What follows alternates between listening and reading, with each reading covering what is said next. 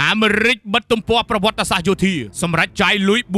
$418 លានសហរដ្ឋអាមេរិកដើម្បីរុះរើនាវាផ្ទុកយន្តហោះចម្បាំងដើរដោយនុយក្លេអ៊ែរដំបូងគេបង្អស់របស់ពិភពលោកក្រោយបម្រើការជាង50ឆ្នាំ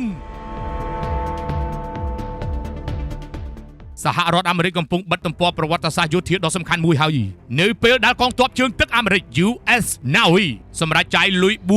$418 លានជួលក្រុមហ៊ុនឲ្យរុះរើនាវា USS Enterprise ដែលជានាវាផ្ទុកយន្តហោះចម្បាំងដើរដោយថាមពលនុយក្លេអ៊ែរដំបូងគេបង្អស់របស់ពិភពលោកបន្ទាប់ពីនាវានេះបម្រើការអស់រយៈពេលជាង50ឆ្នាំការសម្រេចចិត្តនេះត្រូវបានចាត់ទុកថាជាការបិទបញ្ចប់យុគសម័យដ៏សំខាន់មួយនៃកងទ័ពជើងទឹកអាមេរិកនេះបញ្យងតាមការចុះផ្សាយរបស់សារព័ត៌មាន Interesting Engineering កាលពីថ្ងៃទី16 ខែកក្កដាឆ្នាំ2026នាវាផ្ទុកយន្តហោះចម្បាំង USS Enterprise បានចូលបម្រើការតាំងពីឆ្នាំ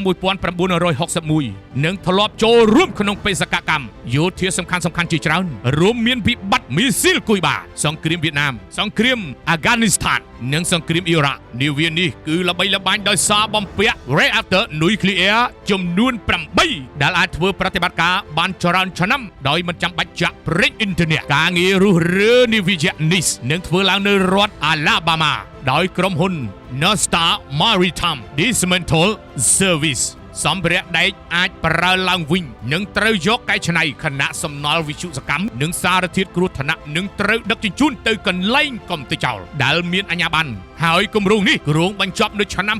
2030កងទ័ពជើងទឹកអាមេរិកចាត់ទុកការរុះរើនាវាផ្ទុកយន្តហោះចម្បាំង USS Enterprise ជាគំរូដំបូងសម្រាប់ការដកនាវាផ្ទុកយន្តហោះចម្បាំងដើរដោយថាមពលនុយក្លេអ៊ែរចំនួនក្រោយៗចេញពីការបម្រើកងទ័ពខណៈនាវាផ្ទុកយន្តហោះ Nimitz Class ក៏កំពុងឈានដល់អាយុចូលនិវត្តន៍នេះមានន័យថាអាមេរិកកំពុងឈានចូលដំណាក់កាលថ្មីមួយក្នុងការរៀបចំនិងធ្វើទំនើបកម្មនាវាចម្បាំងរបស់ខ្លួន